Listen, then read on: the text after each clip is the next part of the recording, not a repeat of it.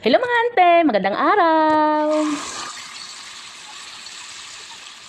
Magluluto pala ako ngayon mga ante ng tortang kalabasa.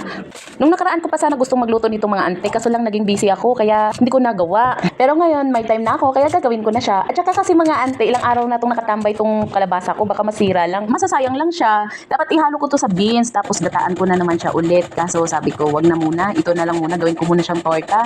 At first time ko itong gagawin mga ante na yung kalabasa is gawin kong torta. Ito na nga mga ante, kinudkod ko na siya dito sa aking shaving basin ko. O, tapos ganyan siya kapino mga ante o, ito. Tapos mga ante, nilagyan ko lang siya ng sibuyas, bawang, at saka breading mix, at saka itlog.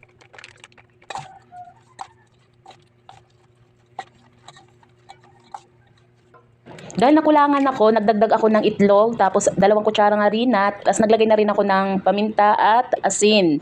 Dahil first time ko tong ginawa, sana magustuhan ito ni Faith, pero tingin ko naman magugustuhan niya kasi gulay siya. Pero ang kalaban ko lang dito is yung wala siyang sabaw. Gusto kasi noon may sabaw. Nagdagdag din pala ako mga ante ng San Marino para kahit papano may lasa-lasa siya. Para akalain talaga ng kumakain is karne.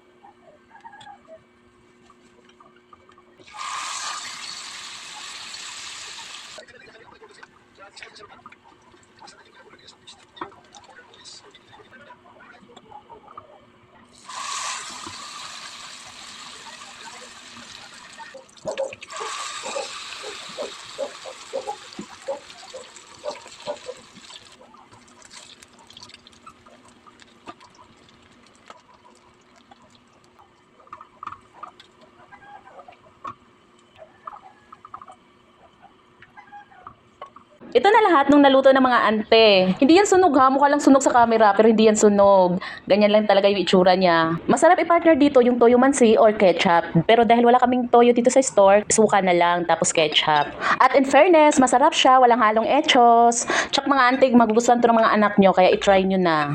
Lalo na mga ante kung ang mga anak ninyo ay hindi mahilig kumain ng gulay, gusto prito lang. Ito ang gawin nyo mga ante para mapakain nyo siya ng gulay.